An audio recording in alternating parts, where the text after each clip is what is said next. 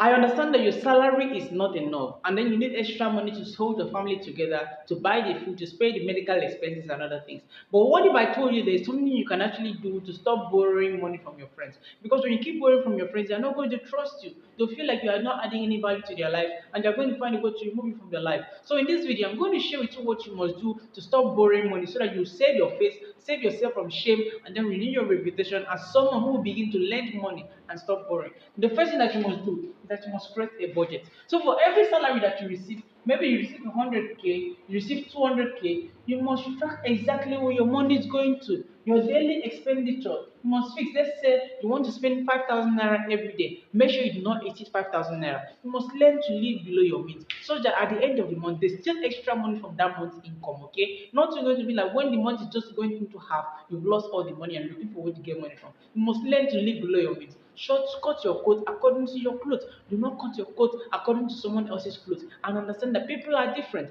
Find out what it is that's taking your money away from you. So I do not make these mistakes and live in agony. It's very, very important that you create a budget. And by the way, if you don't know what a budget is what's going to clearly show you what your financial plan is for the month. So I know how much you're spending on gas, on food, on transportation, on other things. And I'm telling you, it's very, very important.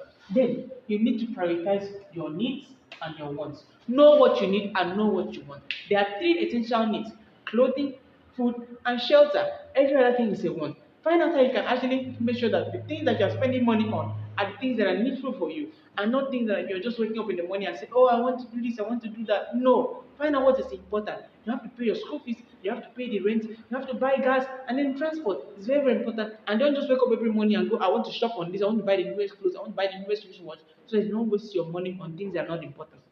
Then you need to build an emergency fund. Every money that you receive, for every 100% you receive on your salary, 10% of it, at least 10% of it, should go into a savings account for emergency. So that anytime something happens, you have something to turn to, not to wake up in the morning, you don't have any way to turn to, and you have to go and be borrowing from your friends, borrowing from this, go and ask for money every year and there, and nobody wants to give you because they feel like you're lying or they think that you're actually desperate or other things. To save yourself from shame, actually invest 10% of all the money that you receive, at least 10% into an emergency fund, so that it can actually support you for at least 3 months to 6 months if something goes wrong. Then you have to avoid impulse buying. I told you to avoid impulse buying. Avoid buying things because you feel like you should buy them. Avoid buying things because you want to impress someone. Avoid buying things because your friends have bought it, okay? Because you want to feel among all these kind of things. Avoid those kind of purchases. It is very, very bad. To avoid any financial difficulty, avoid impulse buying. And then finally, you need to cultivate financial discipline. It's very, very important that you have financial discipline and invest your money wisely. Cultivate financial discipline. Know where you put your money. Do not put your money in every MMM that comes out, every Ponzi scheme that comes out. Of course, it's going to look genuine, but anything that is questionable, that is offering you 35% result, 35% profit in a very short period of time, not that that's a Ponzi scheme. Beware of people that are trying to take away your money. Because just as you are trying to grow your money, there are people that want to take it away from you. So be wise. And like always, my friends, I'm rooting for you, and I'm going to see you in another video. Peace. I'll see you again.